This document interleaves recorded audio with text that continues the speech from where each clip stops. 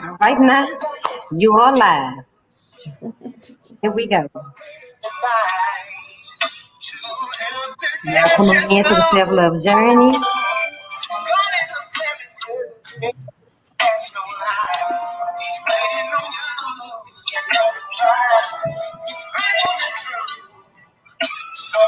You remember who's coming in.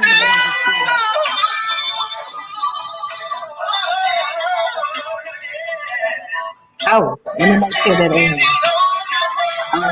okay. You ahead of the game. Come on now. All right now.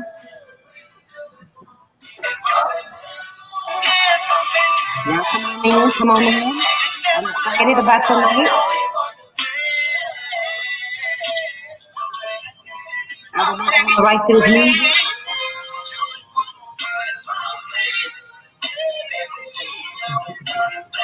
That's one of my favorite singers, Mr. Tate. Y'all make sure y'all check him out.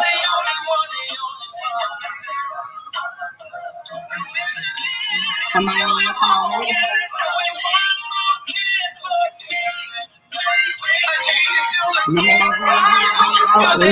come on. I see y'all coming in.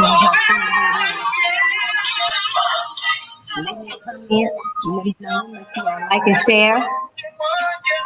Help spread this message.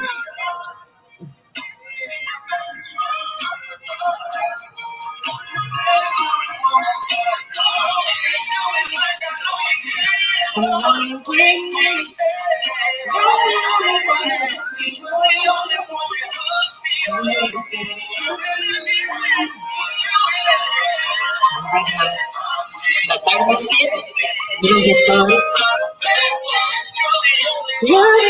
Coming out here. All right, look at Big Juicy. Come on now, Big Juicy. I see your comment. Y'all, just so y'all know, Big Drewski, that's who did my new song, All Things Are Possible. He produced it and plucking that bass and that guitar on there.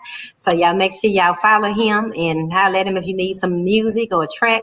Very anointed brother, not just doing music, he's anointed, okay? So thank you, Big Drewski, for tuning in. But anyway, we're going to get started. Thank y'all for tuning in to the Self-Love Journey, Conversations with Shei Atkins, where we learn how to have a healthy relationship with ourselves. And I talk to people from all walks of life who come on to, share their journey so we can be inspired and motivated to keep going. So tonight I have husband and wife, Rod and Kesha Garrett. We go way back. I'm talking about years ago. I was in my early 20s. I'll be on the 4th floor this year. The good Lord say the same. Yes, sir. Right. But we're bringing awareness to autism tonight. I've been seeing, different posts of their son who's autistic, and just by looking, I see a handsome fella who can draw. He draws the most beautiful picture. So I have no clue about autism, and I purposely did not Google it because I want to be just as intrigued as y'all on tonight about just their journey and just what autism is. So let's now get into it. Let's talk about autism and what autism is for those watching. Okay. Do you want me to start? Yeah, ladies first. Okay, so autism, it is a spectrum disorder, and the main symptoms mainly deal with social communication and social interaction, and also like repetitive behaviors and restricted behaviors. Mm-hmm. One thing that people need to understand about autism is it is a spectrum, ASD, autism spectrum disorder. It's a spectrum. So that means that everybody with autism is not the same. So there's a saying in the autism community, if you've met one person with autism, then you've met one person with autism. That one person does not represent everyone that has autism because everybody is on a spectrum. So you can't always just physically tell that someone is autistic. And so that's why there are certain signs to help you know what, whether or not a person is autistic or not. And, I'll let my husband kind of talk about some of the signs and symptoms. Yeah. Well, and I also want to add, when people think about autism, majority of the time their mind goes to, well, retardation, like mental retardation, or just, but it's far from that. And before I get to the signs and symptoms, I'm going to speak to, like, when we talk about, when we think about autism, the thing that we want to make sure people understand is that it's a when they say a disorder, I don't. Those are the clinical terms, but basically it is a I call it challenges. An individual has challenges with socialization, with touch. It may be loud sounds. You're going into the signs anyway. Yeah, I'm going to the signs anyway.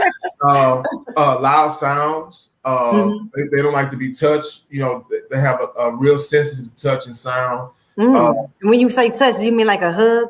Yeah, like a hug.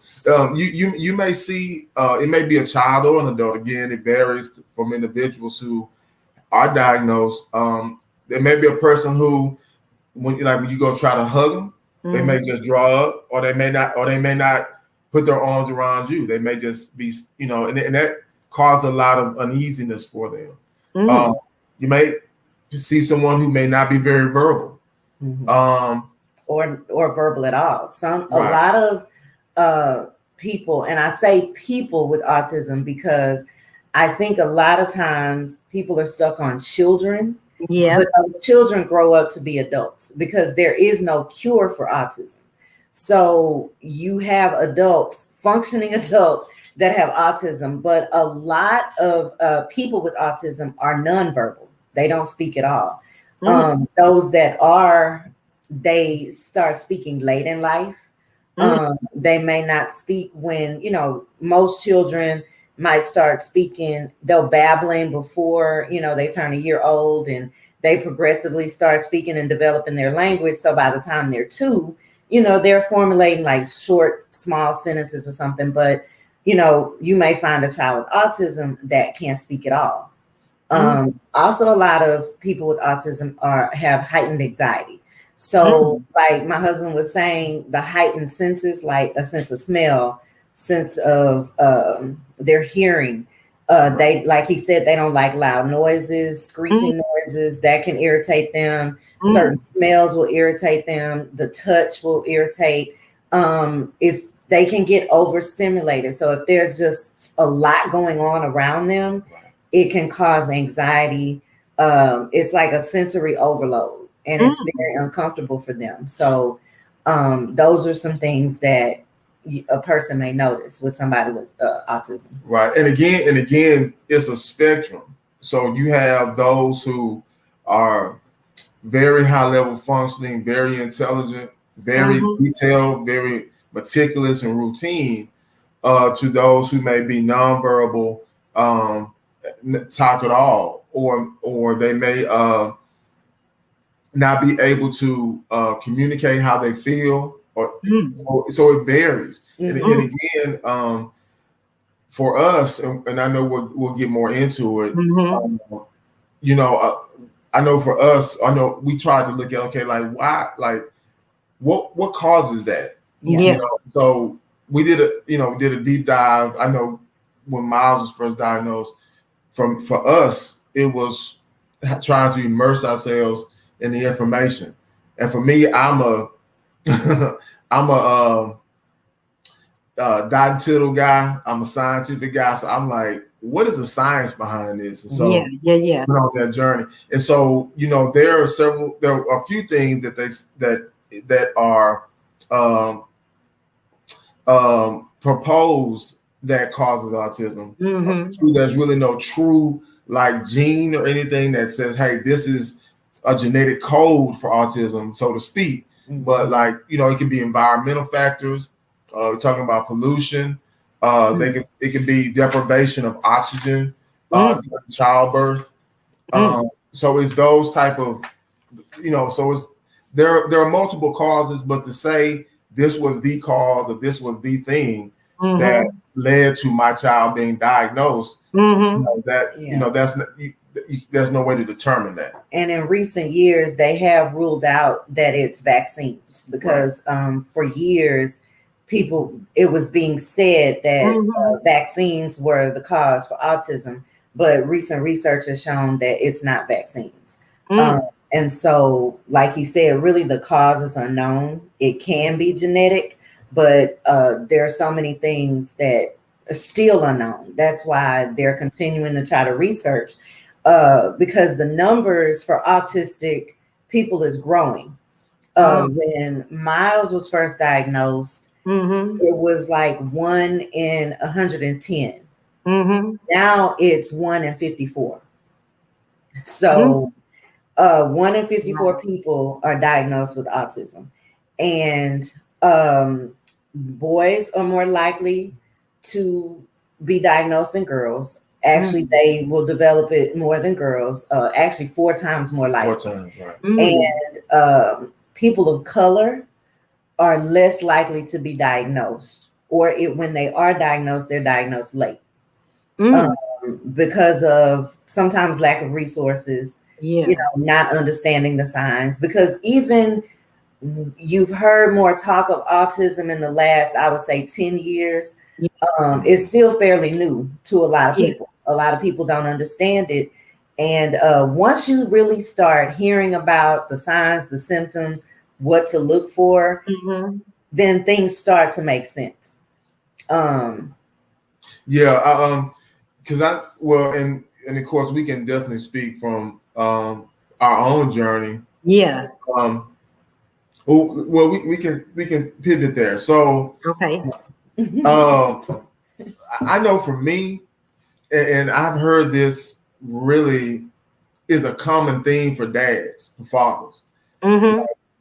Typically, the mother will see there's something there before the husband does. I know for me, I just thought that it was a part of just, him adjusting. And what I mean by that was my son, he's 17 and he's 6'4". He's always been the biggest and tallest kid in his age group. So I thought that for him, it was an adjustment because of his size. And he had a lot of challenges with what they call transitions. If it's something that's out of routine and you had to switch, like say for instance, he was at the child learning center that he was in, they would have certain things they would have to move through during the course of the day. Well, as he got older, he was irritable. Like if it was a timed activity and it was time to stop that activity and he hadn't finished, then that was a hard thing for him. And for me, I'm just thinking, well, he was born in September.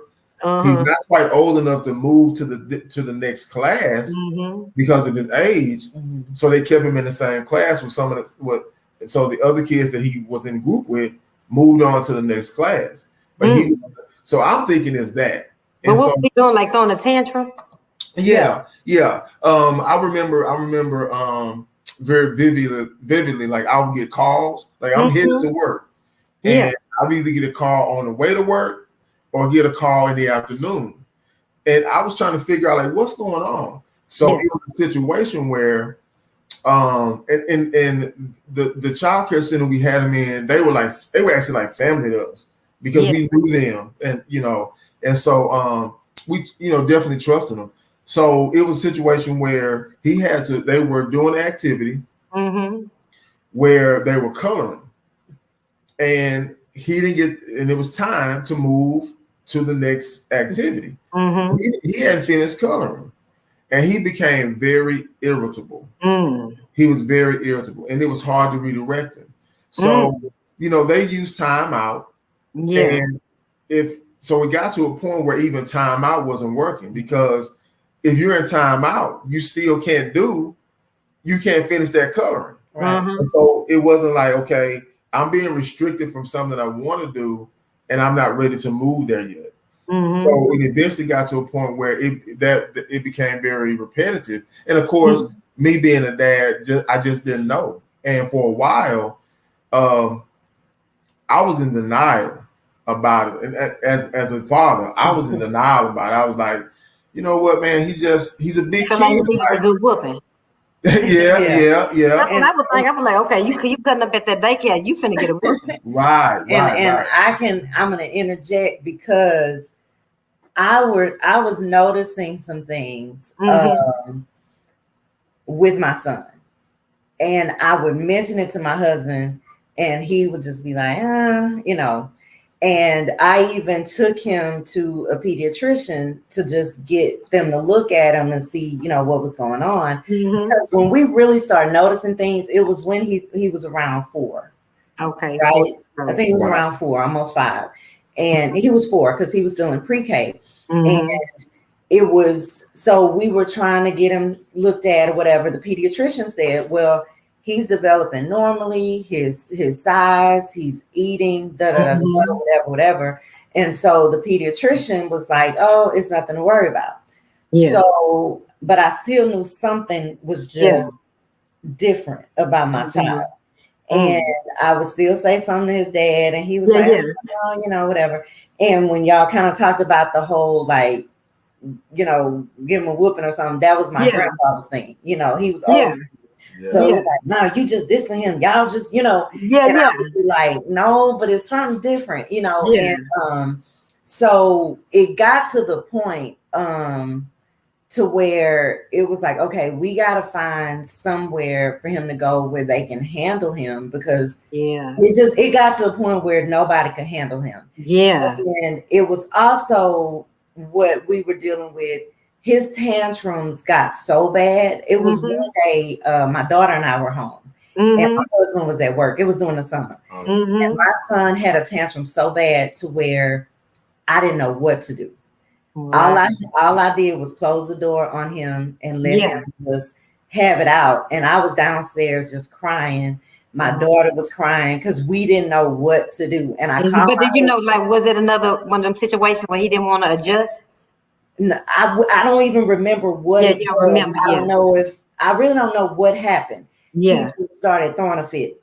And I was crying. My daughter was crying. I called my husband. I was like, I'm scared because I don't know what to do. I don't know what's going on. And he eventually calmed down on his own. But those are the types of things that we were dealing with early on. And because he was a very calm baby. And so that was it just started, we noticed the difference of, you know, like around preschool, because he was very calm. And he was walking early. He started walking before he was a year old. He was using words and talking. So it wasn't like it was something that we saw gradually happening. It was just kind of like, okay, what's going on? So when we moved him, we had to move him to a different school. And the principal of that school, we were telling him what was going on, and she asked us to research Asperger's syndrome, which is another part of autism. It's another autistic disorder, like on the spectrum, and it's called Asperger's syndrome. Right. So, you know, and to speak to what she was saying about the transition, and I hope she don't mind us saying her name, Miss Bonton. So at that time, Miss Bonton was the principal of the charter school. And upon the first meeting, and actually, you know, on that day, I was the one who had to go to the school and at the child care center. And you know, to hear those words like, well, Mr. Garrett, I don't know what else we could do. Wow. You know, and you know, it was like, for me as a dad, you know, it was hard because I'm thinking, but he's just a kid. Like, what y'all talking about? So that day, I ended up having to leave work, and I just came on home.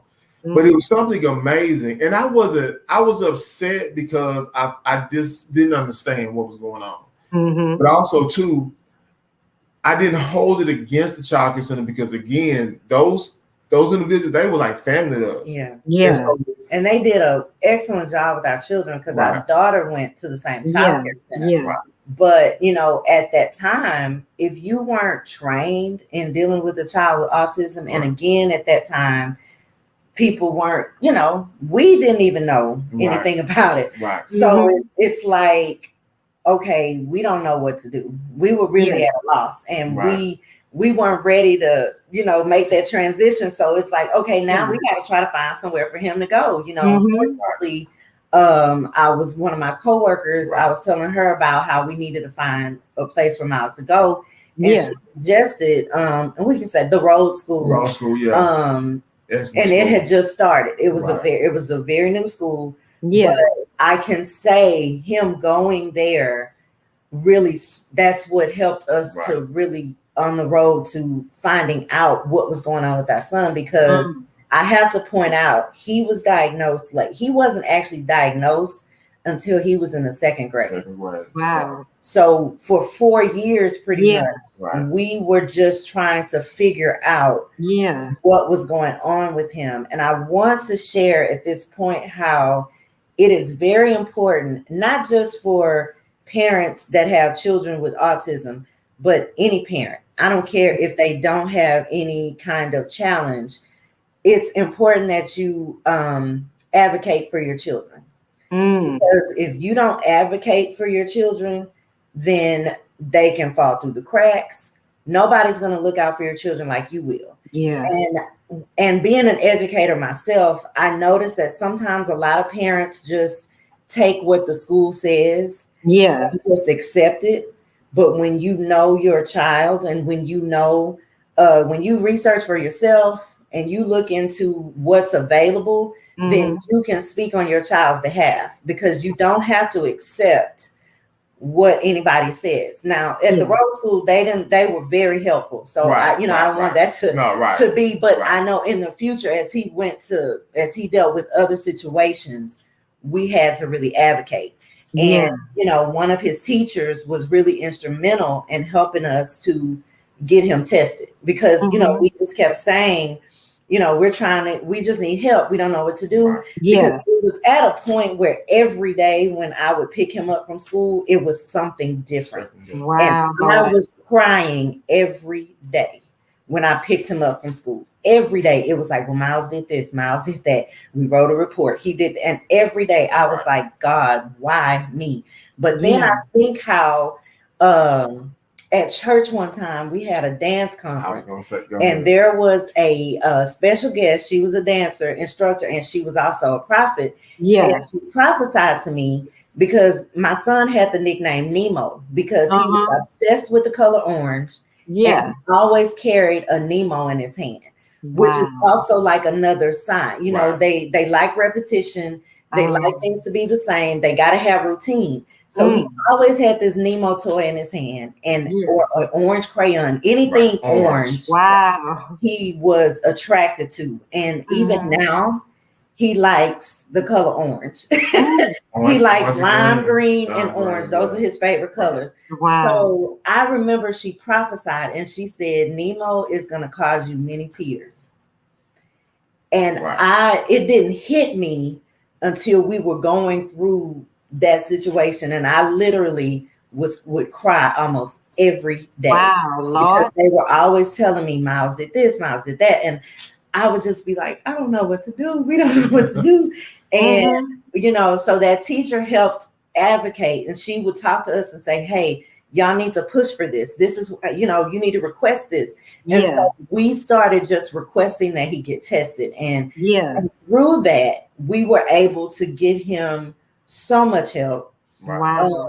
He was able to get speech therapy because something else Miles had dealt with when he was a baby. He had ear infections all the time, and he actually had to get tubes in his ears because it was really affecting his hearing. And so speech therapy, because he had a hard time expressing himself, and certain words he would kind of mess up a little bit. You know, it was just a lot of different things.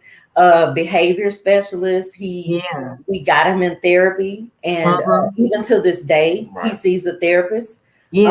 Because another sign that autistic people another thing they deal with is anxiety. They have real high anxiety because if you think about change and transition is hard for them. Yeah. So what we would have to do once we found out everything and we started researching, a lot of praying, we started to say, okay, this is what we have to do. And so we had to just come together as a family. Yeah. And really talk to each other about, okay, what can we do? And how can we help? And it was a lot of trial and error. Yeah. We made some mistakes. I can imagine. And those things that worked, they worked. Those things that didn't, they didn't. Yeah. But we did a whole lot of research and had help from the schools. And once we got the method down, start noticing improvements over the years. Right. And another key thing, and I hope I'm not jumping, but as stuff kind of comes to me, I just want to put it out there. Yeah. Another thing by us, first of all, we did not accept defeat. Right. And we didn't want people to feel sorry for us or sorry for Miles. And we didn't want him to be treated like he was just damaged, and he was beyond help. And so we still treated him like any other child. We still had high expectations from him. We still taught him, these are your chores. These are, so we taught him to be mannerable. And he's very honest. and when we talk about social cues and social signs, that's one of the things. A lot of times they don't react to things like we do. So things that we may think are funny, he wouldn't think is funny. Right. When we cry, he doesn't cry because he's just not emotional like that. So it was certain things that we had to so for Christmas, and one of the things we had to really start educating our family. So the more we learned, we had to educate them because it was so much they didn't understand. And I appreciate our families, both sides, because they wanted to know and they would ask us, okay, teach us about this. How do we deal with this? How can we help you? And that made a huge difference. And so my grandfather, who was so old school, he was educated. He was like one of our biggest supporters, and so those things really, really helped. Just just being educated and knowing. But with Miles, if you got him, and we had to tell people, if you give him a gift for Christmas or his birthday, give him what he asked for. Because if you gave him anything he didn't ask for, he would be like, I didn't want that. And he would walk off. And at first people, was like, very disrespectful, taken aback. But he wasn't trying to be disrespectful. It's just like it didn't register to him. Why would you give me this if this is not what I want? Right. Yeah. So So I've earmarked points in time where I call them, like, for the lack of better terms, like some people call it a aha moment, but I call it a God ordained moment. Okay. So let me explain. There are 4 things that I remember very vividly that really gave me fresh perspective and helped me to understand as a father, like this, you have to like she said, advocate. So for me, what we both did actually is, well, let me get to the first time that it just really, I had to come out of denial. Okay. So he was really big on Chuck E. Cheese. Chuck E. Cheese was his thing, right? So what I made a point of doing is spending some time with him, and I would just take him to Chuck E. Cheese. Now, occasionally I would take him outside of, if it was a birthday party for someone a kid that we knew, family member. This particular time we went, And this is before he got tested. And we went, and here I am. Of course, he's a big kid, and so we're sitting there eating pizza. So I'm thinking, okay, he's gonna go play with the other kids, but instead of playing with the other kids, he waited for Chucky to come out. Chucky came out. Chucky, you know, and they don't hug; they give kids high five. Yeah. So, but he was reaching to give Chucky a hug, and I was like, man, he want to hug him, but Yeah. the guy gave him a high five. Now I'm thinking he's going to play with the other kids. He is really big on animatronics, huge animatronics fan. So instead of him playing with the kids, he went over to the Chuck E. Cheese and the animatronics band, and he was there. He was just watching them. In my mind, I really had a moment where I was grieving. Like, really, it was an epiphany for me. It was like I had to really understand. Like, look, my son. You know, I come from a family of athletes. Like we played some type of sport. Yeah. And we were always big people, big guys. Yeah. So I'm looking at it, and so I had a moment. I really was. At that moment, I grieved because I had to understand, like, I really do need to invest in and change my expectation of what I thought my son or hopes my son would be, and to be a father, to understand he's unique. He's not, you know, they would say disorders. I use terms like challenge or has special needs. You know, so I had to really dig deep. And so it was at that point, and I think I came home, I shared with her a few days later, like, you know what, I was in denial all this time. So what I did, and I think that was a God ordained moment because it was just he and I. So what I did from that point, the both of us, I aligned with her, and I immersed myself in learning, like, what is this? Like, what is it? And like I said, I'm like, I got to know how it worked. And so that was one moment. The other moment the first one was we met Miss Bunton. Let me take a step back. The first one was Miss Bunton. We met Miss Bunton. Miss Bunton, it was God ordained because, again, he couldn't go back to the child care center. Yeah. Upon first meeting Miss Bunton, she hugged him. She said, Then she got on eye level with him, and she tried to hug him again. I'm thinking, that's kind of different. Like, what you doing? Yeah. But then that's when she said, that's when she mentioned Asperger's. And I'm like, what? And of course, I'm in denial this time. I'm like, man, I don't know what this is. I'm like, okay, this is the first time she done met my son. She don't know him from Adam.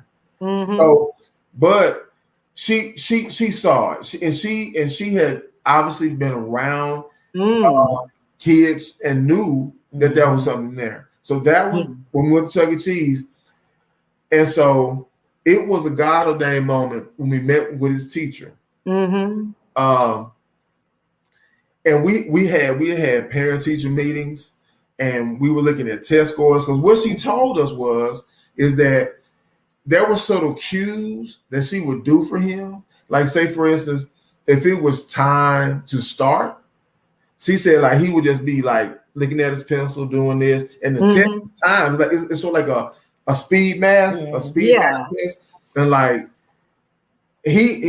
so when she would go by and pick up and tell him to pass the paper forward, he's like, ooh, and he started writing. She's like, it's time's up. Yeah. He would get upset. Wow. So then what she says, what she would do is she would do subtle cues, and I don't know if she was supposed to or not, but she did. So she would walk by him, and when it was time to start, she would touch his hand. She would touch his hand. Like, he had the pencil, she would touch his hand, and, you know, it's time to start. Yeah. So after all of that, and he was having issue with his grades, God moment was when she said, you know, you may want to consider other options. Right? And well, my wife being at that time had SPED training or special education certification. Me being a social worker up to that point, we educated. I'm a social worker. We're trying to figure this thing out. Where are we seeing? And then it clicked to me. I was well versed in Texas Education Agency regulations and policies on our meetings or assessment, review, dismissal, testing, the protocols. I'm like, wait a minute.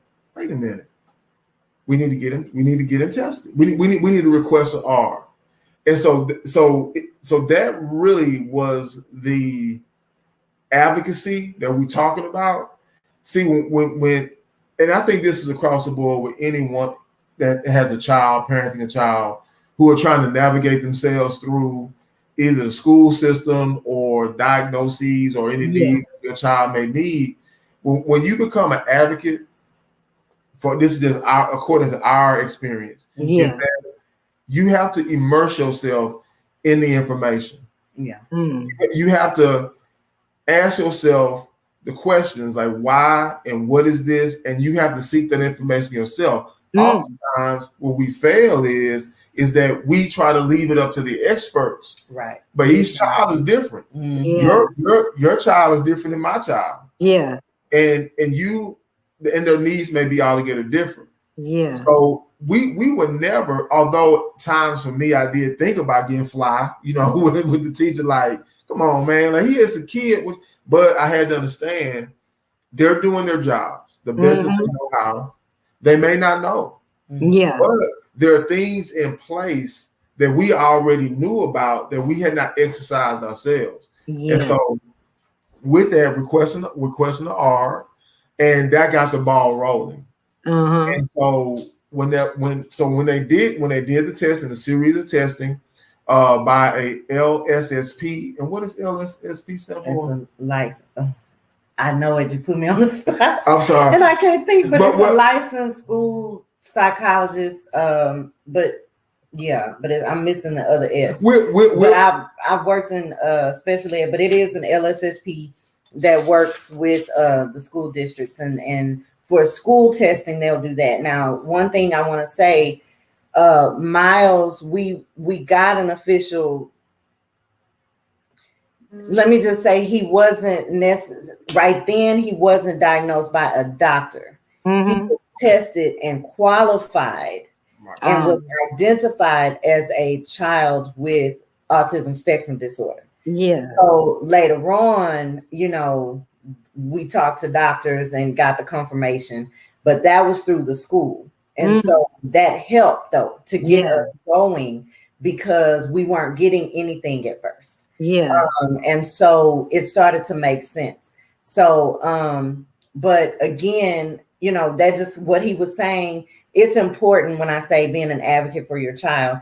A lot of times people look down on the special education program. And I will say that unless you know how to navigate it, then it may not necessarily be good, because it's not for everybody.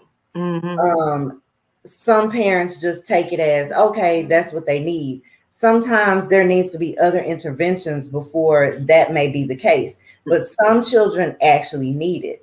And one thing that we had to explain to Miles, because he didn't like the idea of it, because he didn't like the stigma that came with it.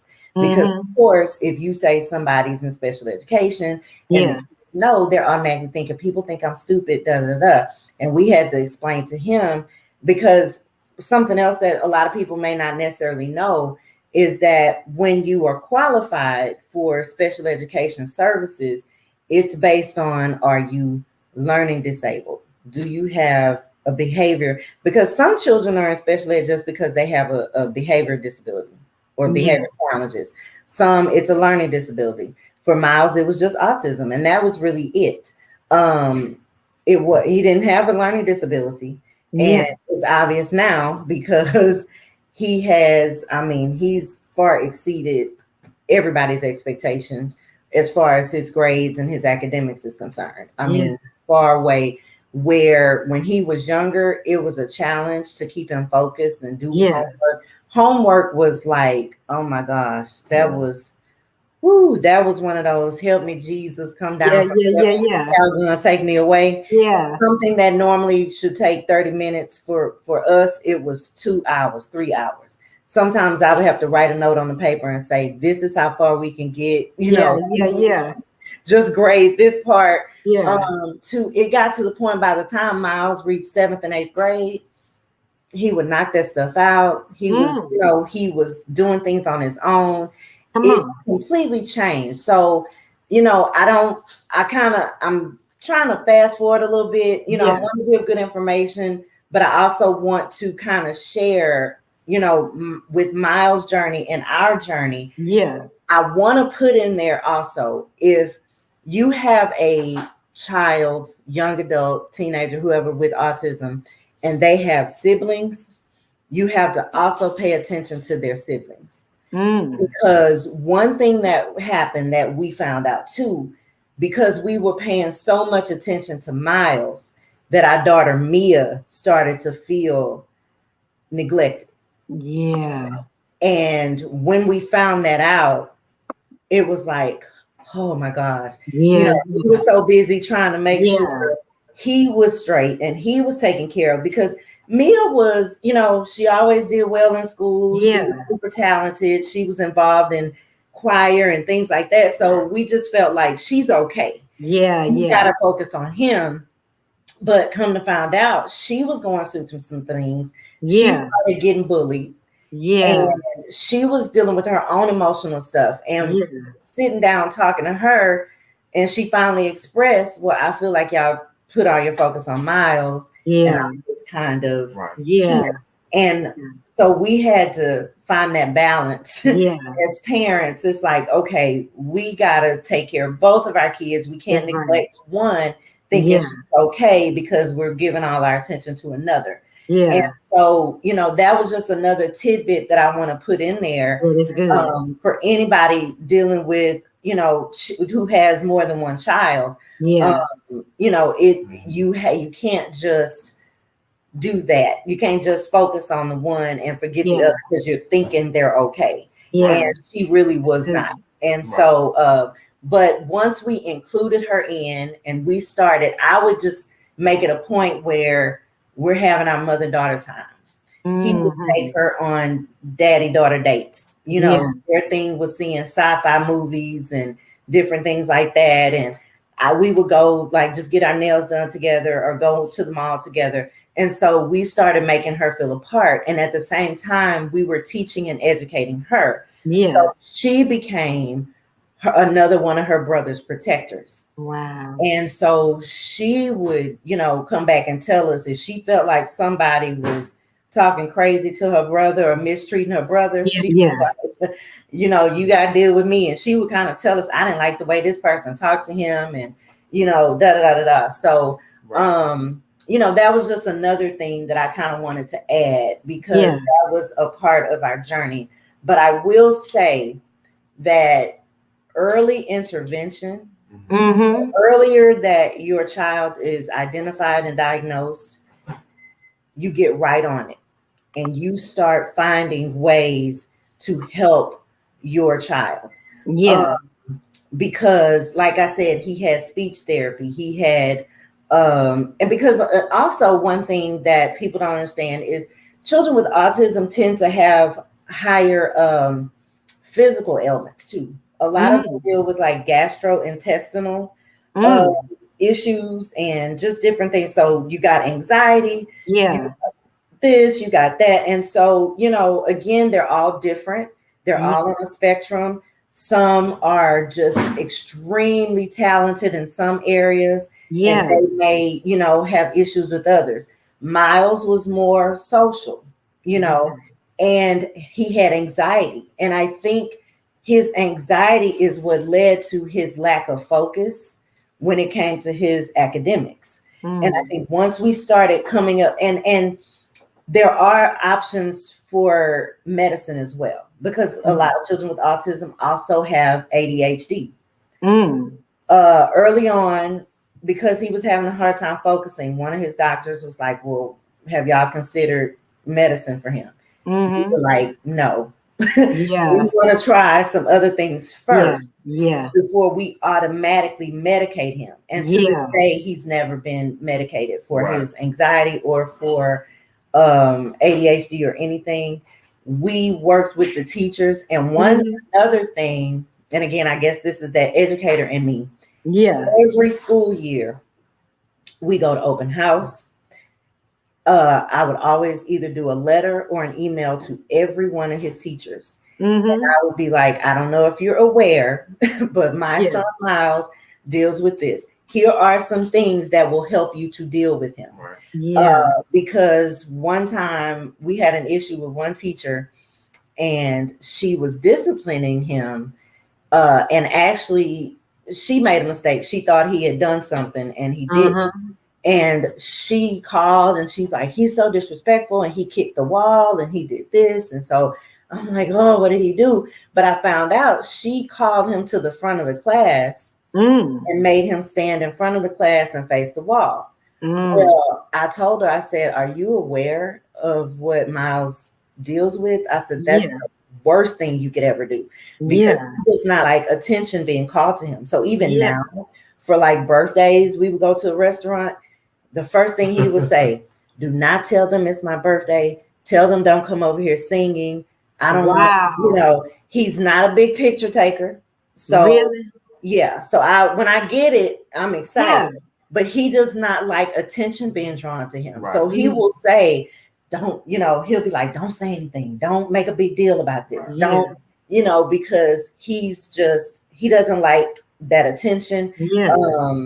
So it, you know, when she said that that's what she did, I was like, okay, let me educate you. I would be very patient. You know, I would try sometimes that mama bear would rise up. I'm like, okay, I gotta be patient because she doesn't know. Or he doesn't know. And so but it went from Miles having me cry every day because it was always something, to now I get emails from teachers and school officials telling me how it's a pleasure to have him. They wish they can multiply him in their class.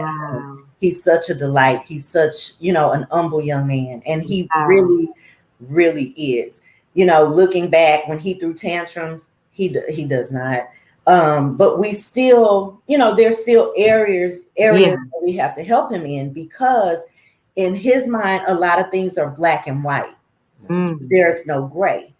And so you have to be careful when you're talking to somebody with autism, because they take things literally. So when he was little, I remember one time I was saying, are you nervous? He was like, yeah.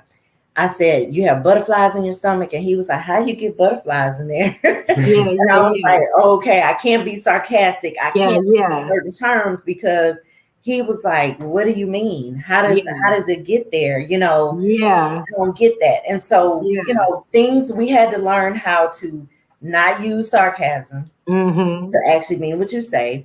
Also, because of transition and change, we learned to prepare him ahead of time. Something as simple as going home from school. I would pick him up from school. If I was going to stop at the store instead of going straight home, I had to warn him ahead of time, because he would be like, why are you turning that way? The way to get home is this way. And I'm like, no, we're going to the store. Well, how long are we going to be there? Well, Miles, I have to pick up about 10 items. We get in the store, I pick up 10. If I go towards 11, you said 10 items. Wow. Why are we still at the store? I'm like, okay, give me 2 or 3 more items. Wow. You know, those are types of things, because that's how his brain thinks. And once you realize and understand how they think, and he's very, you know, artsy and very detailed. And one thing we noticed from when he was younger, he was very detailed, even though he was drawn on our walls. You know, we would have SpongeBob and Patrick and Nemo, Dory on our walls, but he pays such attention to detail. And I realized that's how he is now. And when you think he's not listening, he's listening. he's listening. So you just gotta watch and really pay attention, because his brain is very, very sharp. But because of his anxiety, because of certain things that he just didn't understand, he's misunderstood a lot. Yeah. And that's why he doesn't always express himself, because he feels like people misunderstand him. Wow. So yeah, and picking up on something that she said, like the one thing that we want, anyone who's watching or go back and watch this replay, and it's a spectrum. Yes, because there are children and adults who may not function or have the amount of progress. Let me put it like that. That Miles has, because it's a spectrum. Some will have those challenges even into adulthood. The one thing that I want everybody to really understand about children or parents who have children who have autism is, first of all, I would say just to make sure that you're compassionate, and that you try to get an understanding.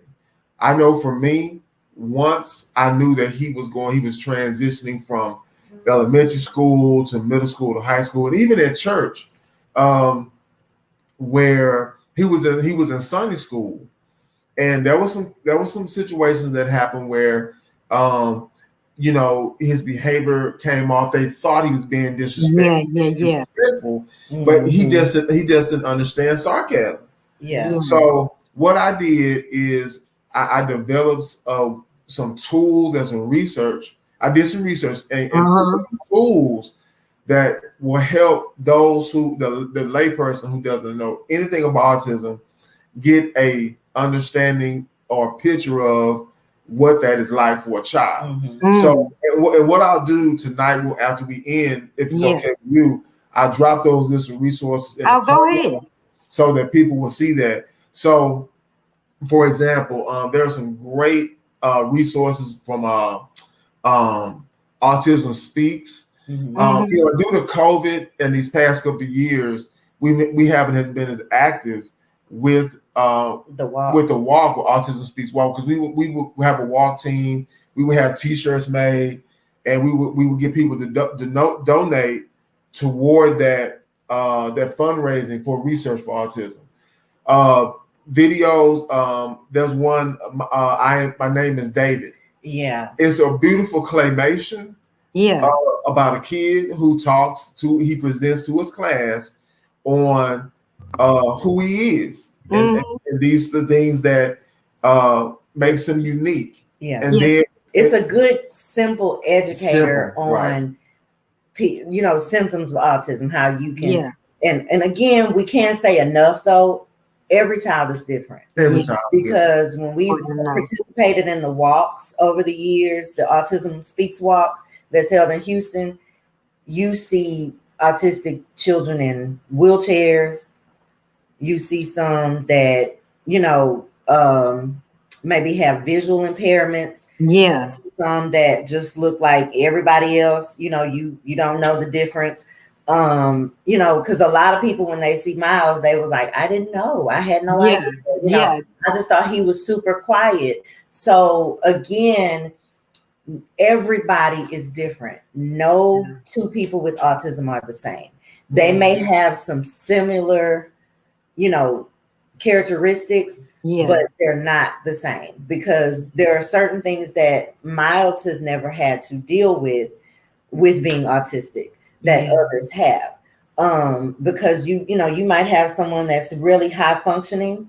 You might have someone that's moderate, to a low functioning. It's just, they're all very different. And that's why we can't say enough how important it is to research, on your own. And, when he shares these resources, it will be really helpful. One thing that I do want to say as well, a child can be diagnosed as early as 2 years old. but most people are not diagnosed until like 4 or older. Because you can see the signs and symptoms. There are other signs, because I wanted to point it out. We been skipping around. Yeah. But I want to harp on the routine and also egocentrism, because a lot of people with autism, they are only interested in what interests them. So if you're having a conversation with someone with autism, they can be looking at you and clearly hear what you say. But most of the time, if it's not something they're interested in, they will start talking about something totally different. And you'll be like, where did that come from? But it's like, that doesn't interest me. And that was one thing we discovered with Miles when in earlier years he was struggling with reading. We found out it wasn't that he couldn't read. Yeah. He just wasn't interested in what they were presenting him to read. Wow. So once I found out that he liked, it was a little critter. Little critter. He likes little critter books. Read all the books. So I started buying nothing but little critter books. Yeah. And he would read them from front to back. Wow. Then as he got older, he liked Diary of a Wimpy Kid. Oh, yeah. So I bought that whole series. Yeah. From front to back over and over again. So we discovered it's nothing wrong with him. Yeah. He didn't like it. And so that's how they are. If it doesn't interest them, then they're going to focus. And if they find something that they like, they are almost obsessed. Wow. And they will research and know everything possible about the topic. So if Miles was interested in spiders at some time, he could tell you all the species. He could tell you, certain facts. And he still does that to this day. There are certain things that if he's a Sonic the Hedgehog fan. Yeah. And he likes retro. So you would think he was born in the 80s. Yeah. Because he likes everything 80s. Yeah. Everybody in our household, we listen to a certain type of music. Miles listens to techno. Wow.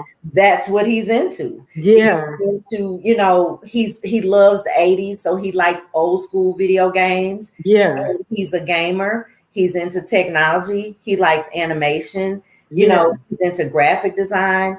Those are things that interest him. And that's why he like Chuck E. Cheese and them up there in the front, huh? Right. Yeah. Right. For years, if all you had to do was take him to Chuck E. Cheese so he could just see him. Yeah. And at the time, he started researching animatronics. Wow. And then he discovered showbiz. He can literally tell you the history of how Chuck E. Cheese, how showbiz.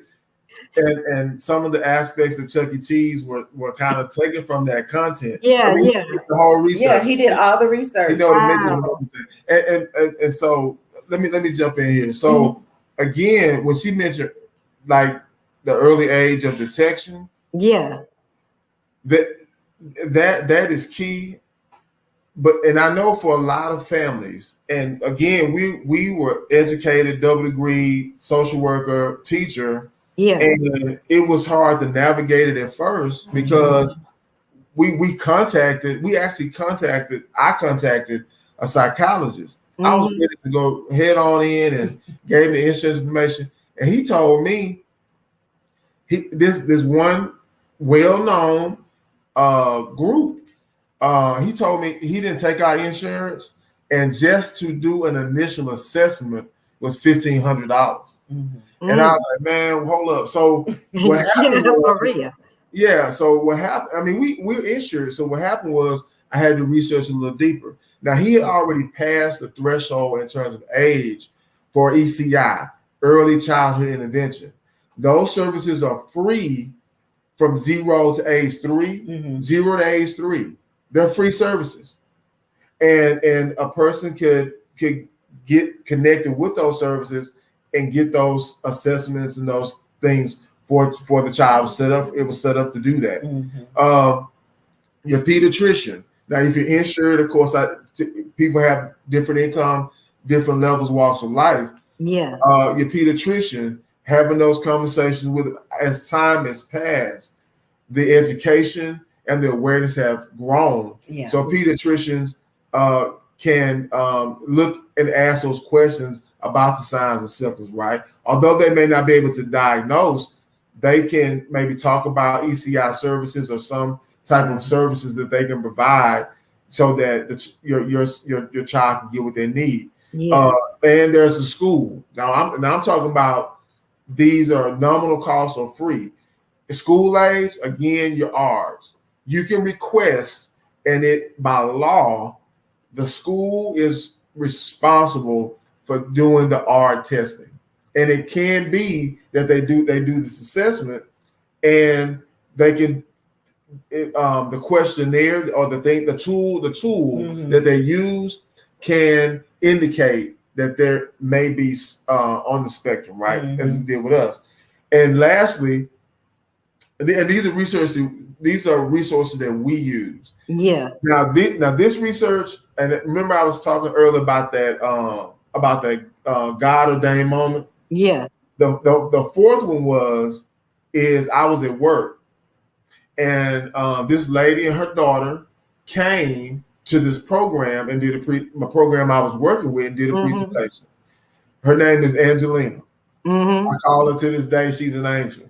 Yeah. Because she presented then about, now again, traditionally in my mind, I'm thinking, I don't see anybody, and this is, I'm being totally transparent. I don't see anybody that looks like us who are dealing with the issue like we're dealing with. Yeah. That can help us and understand and help us navigate this system. Like, what do we do? Yeah. So it was Angelina, and she is now she is employed with the agency. Oh, it's called NAMI. NAMI. NAMI, and this stands for National Association for Mental Illness. Okay, and again, I'm gonna type these resources. Like, so NAMI was pivotal because at the time I talked to Angelina and shared a little bit of my story with her. She said, "Listen, we hold a support group. We have a family to family support group, and it was literally probably 2 miles from our house. Yeah, wow. And we went." And I knew then, I said, this is godsend because it incorporated the whole family. Because the whole group is a support group, and to support and help navigate individuals like us who just don't know the answers, help us. They walk the path, they navigated the path, and they're showing others. And it's free at no cost. These support groups are at no cost. It's either you're a family member of someone who has a mental illness or disorder, or you are yourself to get that type of support. And it was at the group that we went to that we brought Mia. Mia went some of the sessions, and it was almost like, for me, it was the answer. It culminated with, okay, the lady prophesying to us years ago. About Nemo. He couldn't stay at the childcare center. But then having the talk to advocate for the R. But it's nothing like getting support from people who can understand your struggle, understand the challenge that you walk through, and to hold your hand through it. It was almost as though I had new oxygen because her husband was there as well to share his story. And I was like, you know what? The process or the mindset and perspective he had as a father was exactly the same way I felt. So to do that, and so we both want everybody to know that this journey is a journey. The one thing that I can say, and I couldn't have said this 10 years ago. But one thing I can say is, for me, it really, and this may sound odd, but it helped me to be a better father, in the sense that I had to understand that I couldn't go to work and make money and fix this problem. Yeah. I can't fix it. I couldn't fix it. Yeah. So what I had to do is I had to lean into her. Yeah. To then align and say, yeah, this is something that's touching us, and it's touching us now. Yeah. You know what I'm saying? And when she called me on the day when he was having a tantrum, I was like, what's going on? Am I gonna have to leave work? Because if I leave work and get to the house, I'm not gonna have no words. Right. So you know what I'm saying? But I understand that I couldn't fix it. Yeah. So and I don't want this to sound cliche, but with much prayer, and God answered those prayers by those moments in time to bring us to this point. And so I know our story is much different than others in some aspects because, you know, Miles has excelled. Some people are still figuring out. Some people are still having the struggles because their child or their family or their loved one is on that moderate to really severe level or low level. I wouldn't say severe, on the lower end of the spectrum. And so I think if anything that we could say to anybody that will be a broad stroke for parents who are going through this journey is to have compassion. And to understand.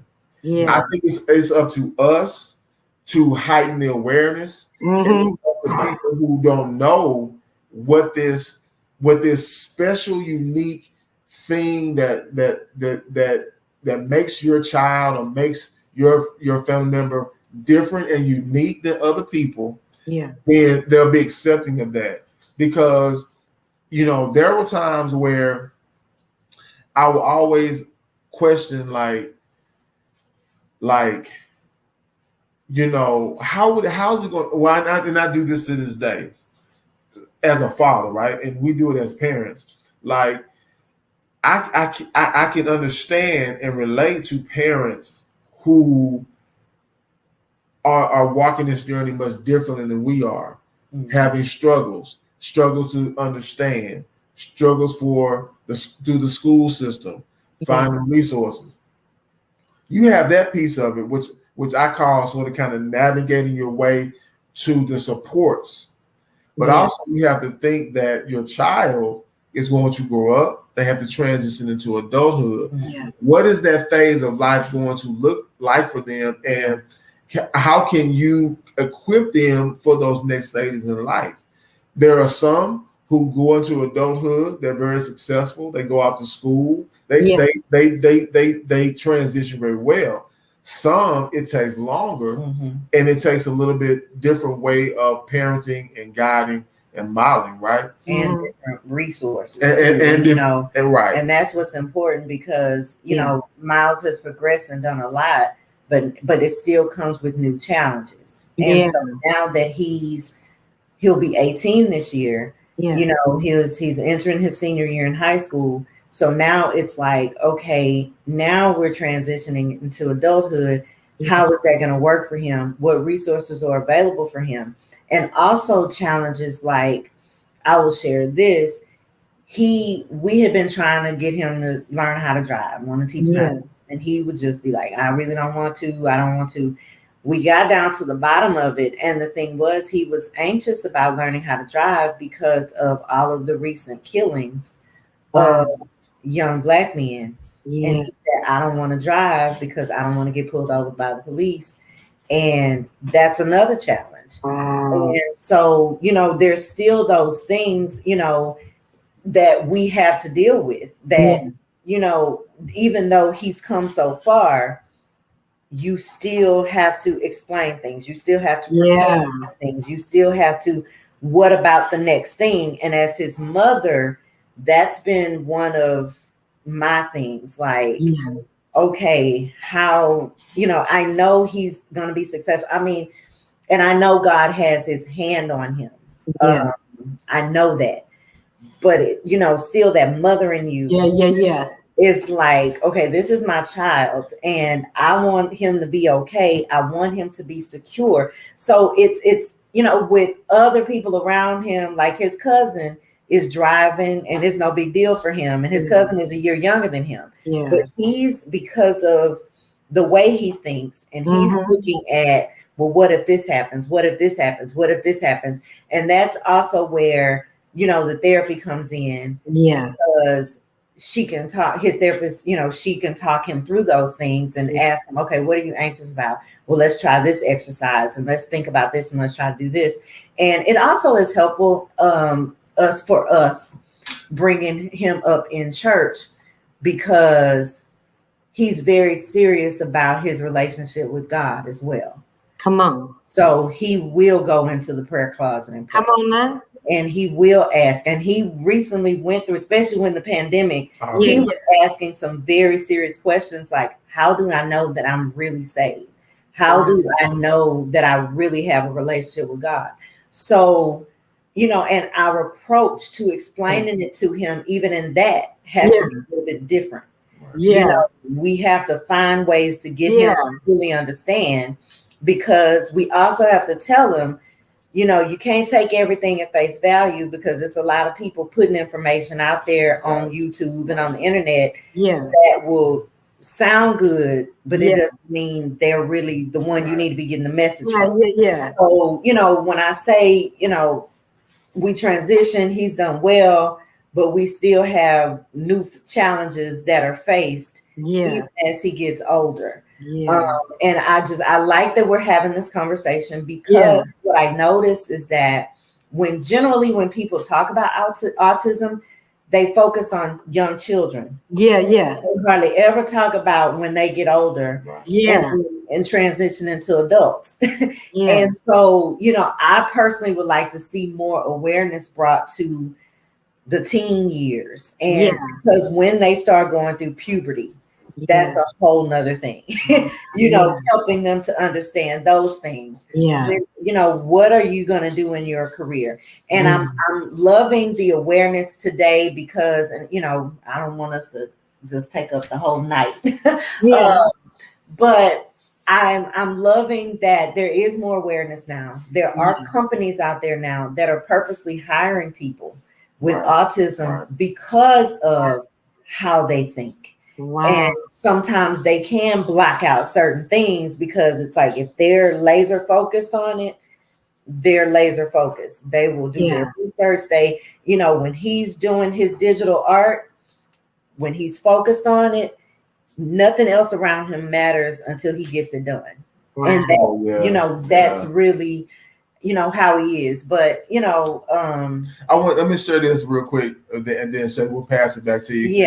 Okay. We can talk all night. We don't want to do that. So even with the details, again, this is a minor God ordained moment. God ordains all things, right? So he had a science project. Now, I'm thinking, it's just a project, bro. Like, you're not gonna get a grade for it. So I let him choose what it is that you want to do, and I'm going to help you. You know, I will be the architect, right? So he chooses a bionic hand, a mechanical hand that you make out of cardboard and string. And so we up. You know, I got all the materials, and we make it, right. So he puts it on, but when he pulls the rings that attach to the fingers of the cardboard, the hand is not closing. So he's looking at it. Now, mind you, it's about 9 o'clock. I'm tired. You know, we came straight in 8. We went to the business, right? So he looks at it, and I'm thinking, well, I'm saying to myself, like, listen, son, that's just gonna have to work. But he saw it, he kept looking, and he said, I know what's wrong with it. He was like, this piece is too far up. It has to come down. I was like, oh, this dude, bro. So listen, we had to start, well, not all of them, we had to do the cardboard piece all over again, which is the biggest part of the project. So we did it. We finished about 11 o'clock, took all the pictures. So we go to school. I'm thinking it's a science fair. I'm thinking the science fair is like, okay, it's by grades. They got all the displays. It was really nice. And I'm thinking, okay, he's not getting a grade for it. What's the big deal? Yeah. So they have an intermission at a science fair. I'm like, they doing too much. Yeah. So anyway, we come off the intermission, and now they say now we're gonna announce the third, second, and first place winners for grades so and so and so. And at this time, I think it's 5th grade. No, he was 8th grade by this time. 8th grade. He's 8th grade. So we standing on the wall because I'm thinking, okay, we gonna leave right after this because there's a lot of people. Yeah. So we stand on the wall and they call 8th grade, they call the 3rd place, they call the 2nd place, and they say, now the 1st place winner for the 8th grade science fair at Rose School is Miles Garrett. I'm like, what? Yeah. And this is what he says to me. We dapped each other. He said, "Oh, I knew I was gonna win." I said, all right now. Because he set the goal. He said he wanted to make an A on the project. He wanted to make an A on the project. Wow. And he was so focused on getting it because the whole purpose was to be able to get the hand to where it can pick up objects. Something. Right. Yeah. And so just out of cardboard, he was able to create a hand that actually could pick up objects. Wow. And so it was just really interesting. Right. So, you have to really pay attention to them. They know so much and you can learn so much from them. I saw a quote. I'll share this and I'm done. And if anybody has questions, but there was a quote and it said, people with autism are superheroes. Right. And that is so true. They have superpowers that people they can't even imagine. And when you're talking to a parent of a child with autism, whether they're little or an adult, don't feel sorry for them. Early on, when we would tell people, well, Miles is autistic, people would automatically be like, oh, yeah. And it was like, no, don't feel sorry for us because God placed him in our lives for a reason. We were gifted as his parents for a reason. And I can't even imagine him being any different than who he is. Right. And I have even told him, I love your uniqueness. Mm-hmm. He's a self-proclaimed geek. He says it. I'm a geek and I like it. And he doesn't care what anybody thinks about it. Right. And I'm cool with that. And I just say, don't feel sorry for us. Right. We were just blessed to have a gifted child and growing into a gifted young man. And we love him. We wouldn't change him. Right. That's a beautiful thing. I love that. I thank y'all so much for sharing. And for those watching who just tuning in, Rod, he's gonna put some resources for people who have a child with autism to help them. Absolutely. In the comments, he's gonna, after the show is over, stay tuned to the comments. Come back and check it out. He's gonna put some resources for y'all to help y'all.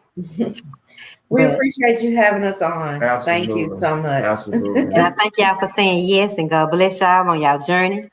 And everybody else that's watching, y'all be encouraged and don't give up. Love on y'all, baby. And I'll talk to y'all later. All right. Thank you Have so a much, good night. Thank you. All right, now. Love y'all. Love you too.